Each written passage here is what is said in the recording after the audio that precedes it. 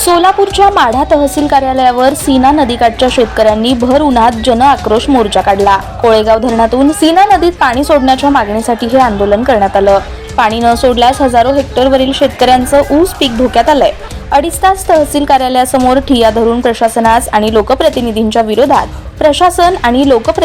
विरोधात शेतकऱ्यांनी घोषणाबाजी केली। येत्या 8 दिवसात पाणी न सोडल्यास पालकमंत्री जयकुमार गोरेंना सोलापूर जिल्ह्यात फिरून न देण्याचा इशारा आंदोलक शेतकऱ्यांनी दिलाय।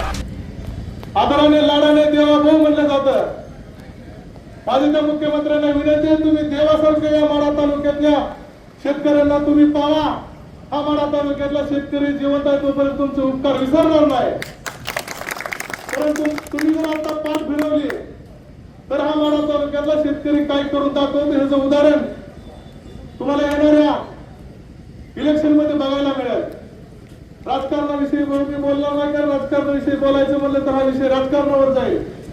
ज्या वेळेस या मोर्चाच्या निमित्ताने मी या माढा सीना नदीच्या काठच्या परिसरातल्या गावांमध्ये फिरत होतो त्यावेळेस मी सांगितलं होतं, हा शेतकऱ्यांचा मोर्चा आहे, हा कुठल्या पक्षाचा नाही, कुठल्या पार्टीचा नाही, कुठल्या नेत्याचा नाही।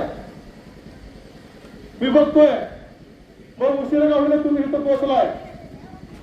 या माढा तालुक्यातला जो कोणी नेता स्वतःला आमदार म्हणून मिळवतोय, कुणी आमदारचं स्वप्न घेऊन रोज संध्याकाळी झोपतोय, तर सर्वच नसावे। बहुच दुर्दैव असा आहे, ज्यावेळेस आम्ही भगवान एवढ्या चौकामध्ये उभं राहिलो होतो त्यावेळेस या सीना काठच्या पट्ट्यातला जिल्हा परिषदचा सदस्य या लोकांना बघून गाडीचं स्पीडवर उभा राहून विचारत होता, बाबा तुम्ही कशासाठी इथं आला? ही खरी शोकांती आहे आपली। तुम्ही एकट्याने बघितलेलं नाही, तिथं उभा असलेल्या 500 शेतकऱ्यांनी बघितलेला आहे। अरे आम्हाला माहित आहे तुमची कुठपर्यंत कॅपॅसिटी आहे, तुम्ही कुणाला भेटाय। माझे 18 वर्ष गेले तुमच्या बरोबर, तुम्ही पालकमंत्री डोळे मोठे केलं तरी तुमची चड्डी गळून पडते हे आम्ही जवळून बघितलेलं आहे। तुमचा कारखाना वाचवायचा असेल, तुम्हाला तुमच्या संस्था वाचवायच्या असतील, आपल्याला कारखाना पण आपली संस्था पण नाही। ह्या सीना पट्ट्यातला शेतकरीच आपला कारखाना आपली संस्था आहे। मी इलेक्शन मध्ये फिरत असताना प्रचार सभेमध्ये सांगितलं होतं की ज्या वेळेस तुमच्यावर वेळ येईल त्या वेळेस म्हणण्यासाठी स्वतःच्या घराला कुलूप लावून तुमच्या अडचणी मागे उभा राहील। आज पण तेच सांगतोय की पाण्याचा विषय असेल, शेवटच्या श्वासापर्यंत या कोळेगाव धरणातलं पाणी सुटत नाही तोपर्यंत पुन्हा सध्या मागे हटणार नाही। मी कुठल्या पालकमंत्र्याला कुणाच्याही जगाच्या पाठीवर कुणाच्याही बापाला माझा बाप सोडला तर मी घाबरत नाही। तुम्ही सर्वांनी जवळून बघितलेला आहे। असले किती जरी पालकमंत्री आले, किती जरी मुख्यमंत्री आले, तर आपली काही संस्था नाही, आपला कारखाना आपले काही वाकडे करू शकत नाही। लोक त्यांना भीती अजून तुम्ही भाऊने आता सांगितलं मिळत आहे त्याच्यापेक्षा आपले मिळत जावा, तुमच्या अजून काय नडणार नाही। हा माढा तालुक्याला शेतकरी, हा माढा तालुक्यातला नागरिक हा लढवय आहे। हा शेतकरी स्वतःच्या पाण्यासाठी, स्वतःच्या शेतीसाठी, स्वतःच्या प्रपंचासाठी जीवाचं रान करेल, परंतु तुम्ही तुमचं प्रपंच वाचवा।